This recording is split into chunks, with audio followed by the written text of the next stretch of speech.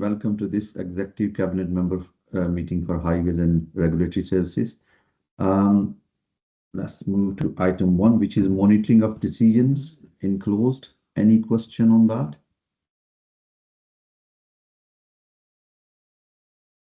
I have not seen any hand, so let's move to the item 2, which is provision of supply and fit of tyres and associated services enclosed report. Is it? John Gregory, Councillor. Yeah, hi John. Over to you. Thank you, Councillor. Yeah, this is a report in relation to a requirement for us to have a contract in place for the supply and fit of tyres at the garage. The council runs a fleet of approximately, I say approximately because it does ebb and flow a little bit, with about 250 vehicles across the council's fleet. And there is a requirement for us to regularly inspect and check tyres for safety and condition. The approximate spend on tyres per year is about £110,000. That's based on last year's figure, and that doesn't really fluctuate very much.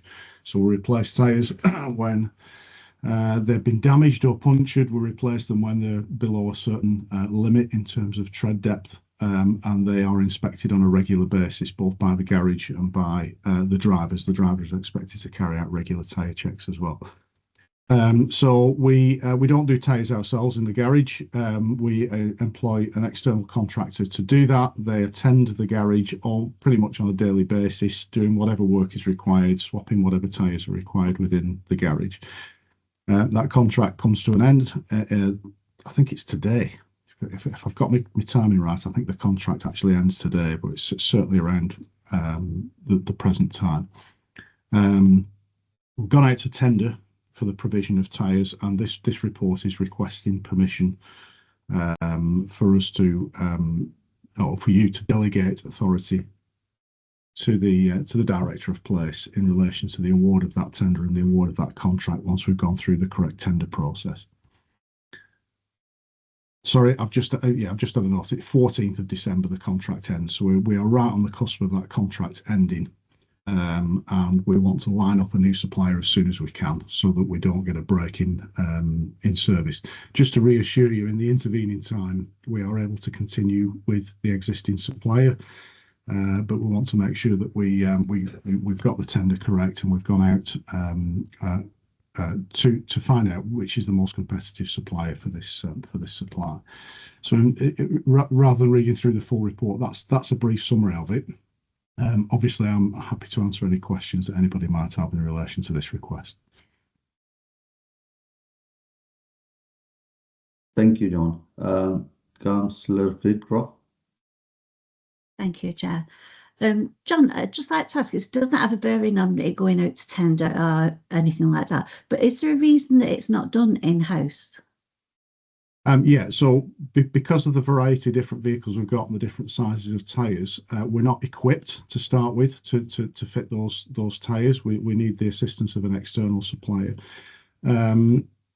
We have some difficulty in recruiting technicians into the garage, so we are regularly understaffed in the garage in relation to the number of technicians that we've got in there, and they are concentrating on the more so the technical aspects of their work in servicing the vehicles, repairing vehicles when they're off the road, ensuring that services can continue. So having an external supplier, it is cost effective to us. The cost of employing an external supplier is comparable with doing the work ourselves, but it's far more convenient, and it works better for the service having an external supplier.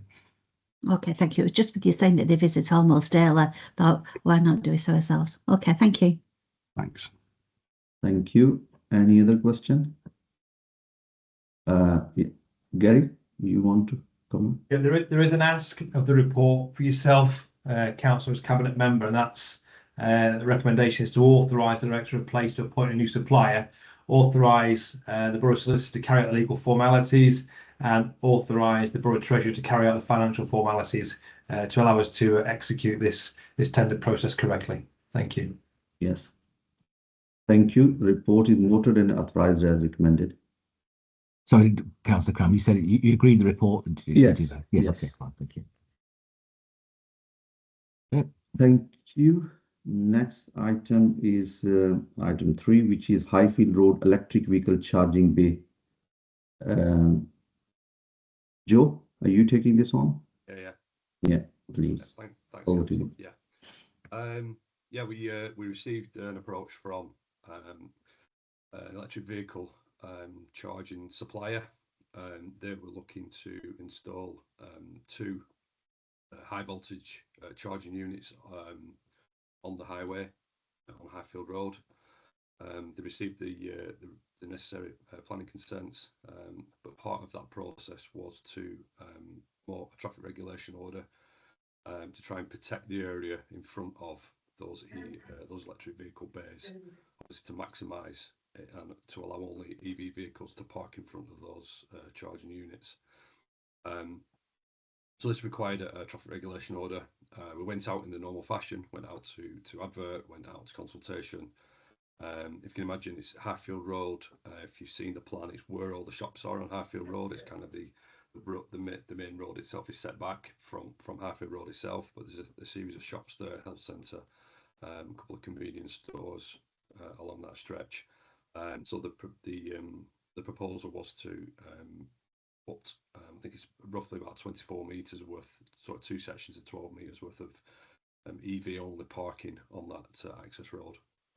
Like I say, went out in the normal fashion to advert, and we did receive a high number of objections from the businesses on that particular stretch. They were concerned that there would be obviously a loss of parking in an already highly congested area. In this case, because it was quite new to us in terms of promoting EV charging units on the highway, I met with councillors. We went through the objections, and together we came to the agreement that it would have a detrimental effect on the parking for the shops there. So following the process through, the report recommends that we don't proceed with the traffic regulation order in this case. I'm happy to take any question. Thank you, Joe. Any question, comments on? Councillor Flitcroft. Thank you. It's not a question. I'd just like to express ward members' thanks to Joe for going that extra mile meeting with us and listening to our concerns as well. We've invested a lot of money in this area from our ward funding to improve the facilities and the feel for the residents and for the businesses, and to lose this parking space for these electric vehicle chargers, I think it would have been disastrous really for the people who use those shops to have those spaces taken up for any length of time, taking away shoppers' facilities to park. Thank you, Joe. Any other? There's no question. I completely recognize the importance of installing electric charging points, and we all understand that the way forward we are moving, we need more of these charging points, but they need to be in an appropriate place where there's less disruption to the businesses or to the local area. So at this stage, as report recommends, I am not approving this at this stage.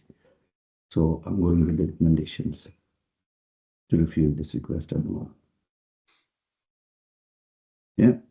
So next item is item 4, Dayton Street Little Lever one-way street objection report.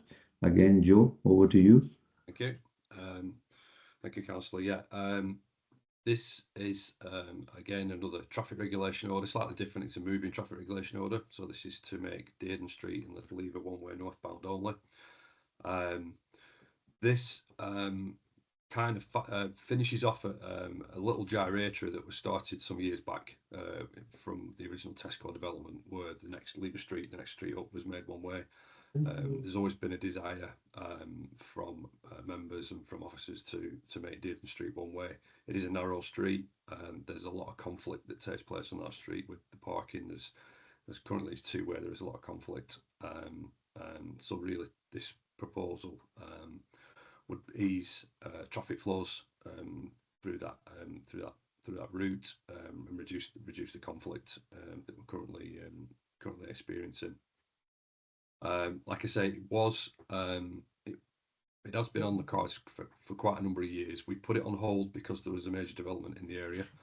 That has now finished. So members came back and decided that we wanted to support this and to move this forward. So again, went out in the usual fashion to consultation and advertised. The representations we received back were quite balanced. There were some in favour and some objected to it. We do recognise that there will be some traffic that will be displaced onto other routes, but we feel that it's for the greater good that Dearden Street is made one way. So, like I say, members originally we're pushing for this. Since the report's been processed, we've not received any other objections from members. They will be funding the scheme in this case.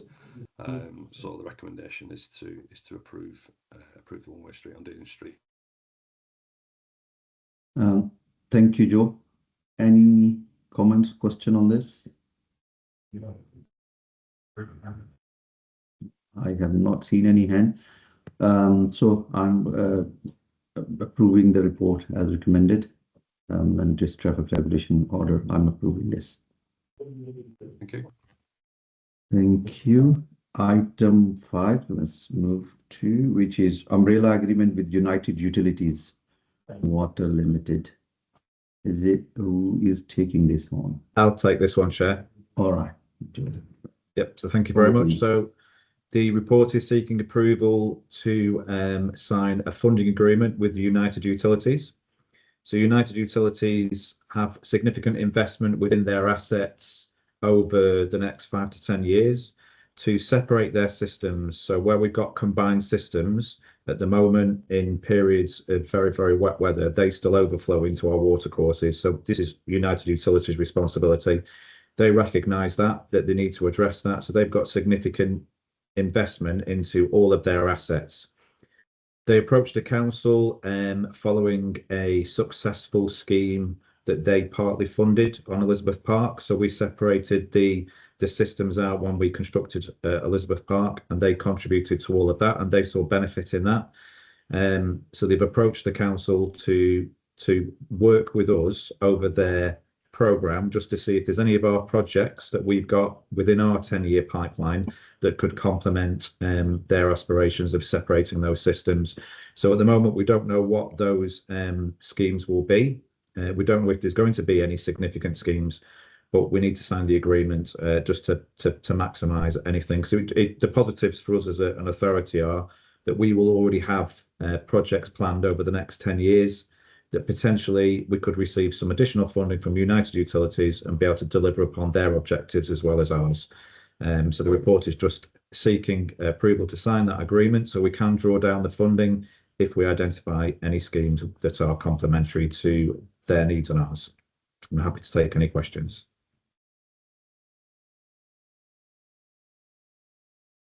Thank you. Yeah. Thank you, Ruben.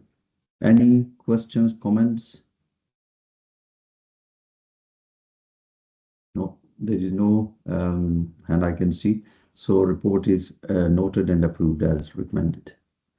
Thank you, Chair. That's everything. Yeah, that's everything. That concludes our meeting. Just want to say at the end, this is our last meeting of this year and before Christmas as well. So from me, happy Christmas to everyone and happy New Year. So hope to see you in the new year. Thank you very much. Thank you, Chair. Thank you, you. Councillors. Thank you. Merry Christmas. Bye.